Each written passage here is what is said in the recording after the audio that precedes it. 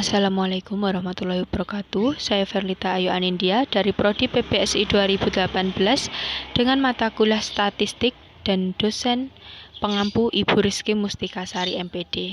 Di sini saya akan mempresentasikan mata kuliah Statistik dengan judul Pengaruh Kesulitan Belajar Terhadap Prestasi Siswa. Yang pertama ada pengertian pengaruh. Menurut Kamus Besar Bahasa Indonesia tahun 2005 nomor 849 mengatakan pengaruh adalah daya yang ada atau timbul dari sesuatu, entah itu orang atau benda yang ikut membentuk watak kepercayaan atau perbuatan seseorang. Sedangkan Surahmat tahun 1982 nomor 7 menyatakan bahwa pengaruh adalah kekuatan yang muncul dari suatu benda atau orang dan juga gejala dalam yang dapat memberikan perubahan terhadap apa yang ada di sekelilingnya. Jadi dapat dikatakan bahwa pengaruh itu adalah suatu daya atau kekuatan yang timbul dari sesuatu, baik itu orang maupun benda serta segala sesuatu yang ada di dalam hingga mempengaruhi apa yang ada di sekitar. Selanjutnya ada kesulitan belajar. Kesulitan belajar menurut Abu Ahmadi di dalam buku Psikologi Belajar tahun 1999 nomor 74 mengatakan, dalam keadaan di mana anak didik tidak dapat belajar sebagaimana mestinya, itulah yang disebut dengan kesulitan belajar. Sedangkan menurut Saiful Bahri Zamarah tahun 2002 nomor 201, kesulitan belajar yaitu suatu kondisi di mana anak didik tidak dapat belajar secara wajar. Hal ini disebabkan adanya ancaman, hambatan ataupun gangguan di dalam belajar. Sedangkan menurut Sasmita tahun 1989 nomor 64 mengatakan bahwa kesulitan belajar dapat diartikan sebagai suatu kondisi dalam proses belajar yang ditandai oleh adanya hambatan tertentu untuk memperoleh hasil belajar. Hambatan yang timbul itu mungkin disadari dan mungkin tidak disadari oleh orang yang mengalami, dan itu bersifat psikologis, sosiologis, ataupun fisiologis dalam keseluruhan proses pembelajaran. Murid yang mengalami kesulitan belajar akan mengalami hambatan dalam proses mencapai hasil belajar, sehingga prestasi yang dicapainya berada di bawah yang seharusnya atau di bawah kemampuannya. Jadi dapat disimpulkan dari beberapa pendapat di atas dan ditegaskan oleh peneliti bahwa kesulitan belajar adalah kesulitan yang dialami oleh seseorang dalam proses pembelajaran yang tidak dapat belajar sebagaimana mestinya. Kesulitan belajar ini terjadi karena adanya ancaman, hambatan, dan gangguan dalam belajar. Kesulitan belajar terjadi karena kesukaran mendapat perubahan tingkah laku atau siswa yang bandel ataupun nakal. Kesulitan belajar ini terjadi karena hambatan dalam usaha memperoleh hasil belajar seperti siswa yang malas belajar, serta tingkat IQ rendah. Kemudian hambatan tersebut bisa disadari dan tidak bisa disadari oleh orang yang mengalami. Hal ini biasanya terjadi pada anak yang mengalami depresi atau tekanan yang disebabkan ada masalah pribadi dalam keluarga. Hambatan tersebut dapat bersifat psikologis, sosiologis, maupun fisiologis. Hambatan tersebut menyebabkan siswa tidak dapat belajar sebagaimana mestinya, sehingga prestasi yang diperoleh di bawah kemampuannya. Selanjutnya ada prestasi belajar siswa.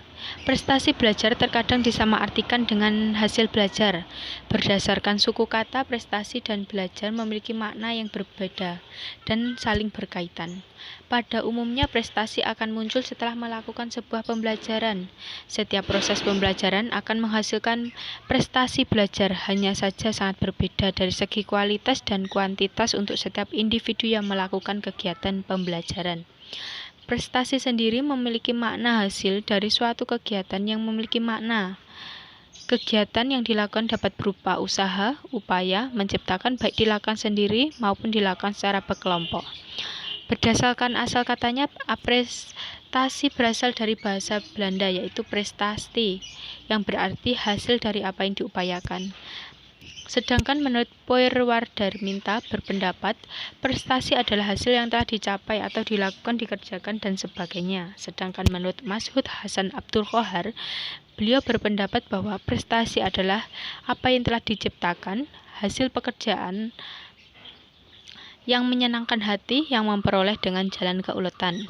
Sementara Nasrun Harahap, Beliau mengemukakan bahwa prestasi merupakan penilaian pendidikan tentang perkembangan dan kemajuan murid yang berkenan dengan penugasan bahan pelajaran yang disajikan kepada mereka serta nilai yang terdapat dalam kurikulum. Setelah menelusuri definisi dari prestasi dan belajar di atas, maka dapat diambil kesimpulan bahwa prestasi pada dasarnya adalah hasil yang diperoleh dari suatu aktivitas, sedangkan belajar adalah suatu proses yang mengakibatkan adanya perubahan dalam diri individu, yaitu perubahan tingkah laku.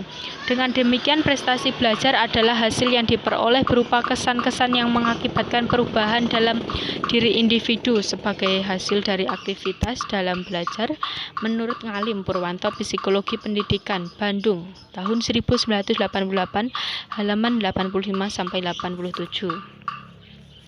Selanjutnya ada uji validitas dan reabilitas instrumen. Di dalam uji validitas dan reabilitas terdapat dua variabel. Yang pertama, variabel pengaruh kesulitan belajar. Yang kedua, variabel prestasi siswa. Di dalam dua variabel ini terdapat instrumen yang berbeda. Yang pertama, pengaruh kesulitan belajar menggunakan instrumen berupa angket dengan jumlah responden 10 siswa dan jumlah soal pertanyaan angket 10 nomor.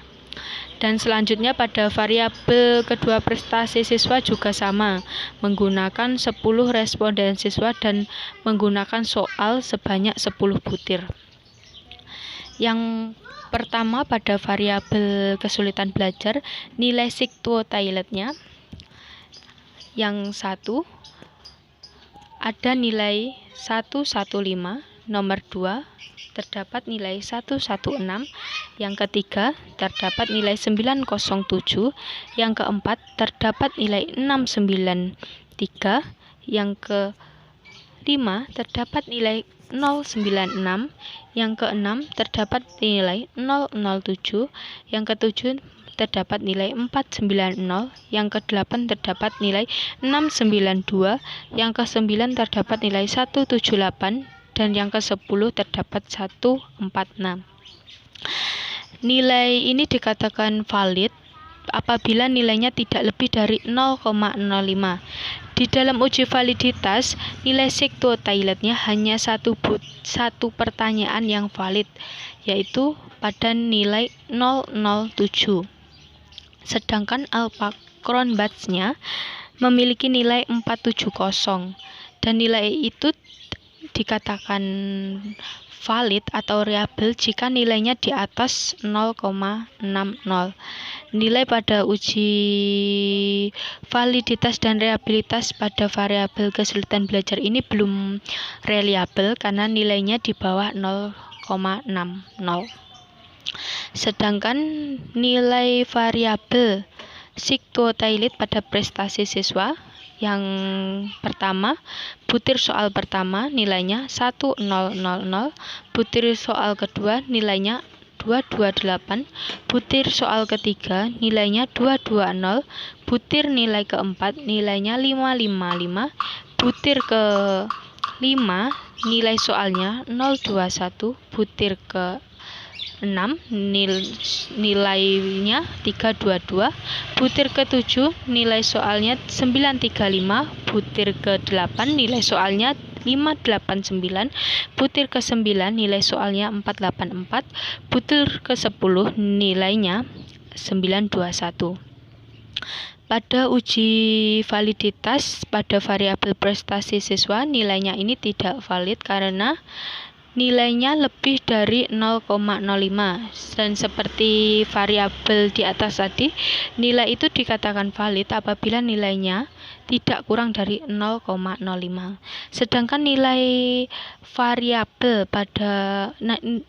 nilai reliabilitas pada variabel prestasi siswa berjumlah 479. Nilai ini dikatakan belum reliabilitas karena nilainya di bawah 0,60, dan nilai ini dikatakan reliabilitas jika nilainya lebih dari 0,60.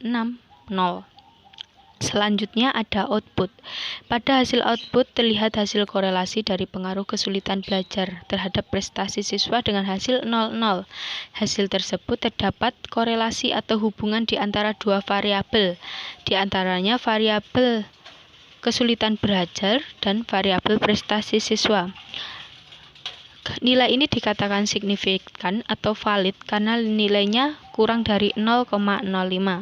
Jadi dapat disimpulkan pengaruh kesulitan belajar terhadap prestasi siswa sedikit ada pengaruh atau saling berhubungan. Itu tadi presentasi dari saya. Bila ada salahnya, mohon maaf. Wabillahi taufiq wal hidayah. Wassalamualaikum warahmatullahi wabarakatuh.